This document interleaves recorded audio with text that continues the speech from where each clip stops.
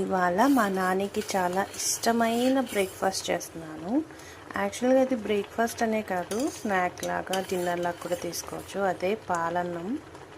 So ఇక్కడ rice ఉడకపెడుతున్నాను, ఇక్కడ పాలు కాగుతున్నాయి. రైస్కి ఒక కప్పు రైస్కి ఒక 3 కప్స్ వాటర్ అట్లా వేసుకొని మంచిగా మెత్తగా ఉడకపెట్టేయాలి. ఇది బాగా ఉడికిపోయిన తర్వాత మళ్ళీ ఇందులో మిల్క్ కూడా వేయాలన్నమాట. ఫస్టే పాలు వేసేస్తే రైస్ సరిగ్గా ఉడకదు, అందుకని ఫస్ట్ రైస్ ఉడకపెట్టేసుకొని తర్వాత పాలు వేసుకోవాలి.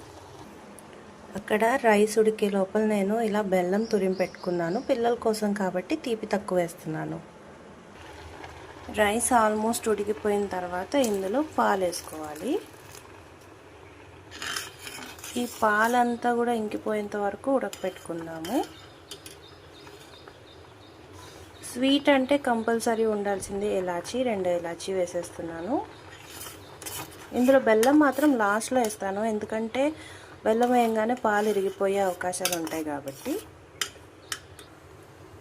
ఇప్పుడు ఇందులో కొంచెం నెయ్యి వేస్తున్నాను, బాగుంటుంది ఫ్లేవర్. ఒకవేళ మీరు షుగర్తో చేసుకున్నట్లయితే ఇప్పుడే షుగర్ కూడా యాడ్ చేసేసుకోవచ్చు.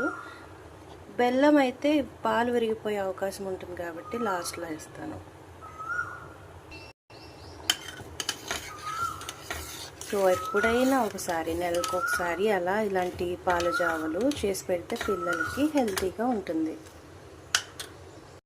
సో ఇప్పుడు కొంచెం గోరువెచ్చగా అయిన తర్వాత తురుము పెట్టుకున్న బెల్లం ఇందులో వేసేసుకొని ఇదంతా కరిగిపోయేంత వరకు కలిపేసుకోవాలండి. అంతే, చాలా బాగుంటుంది. మీ పిల్లల కోసం కూడా ఒకసారి ట్రై చేసి చూడండి. Thank you for watching.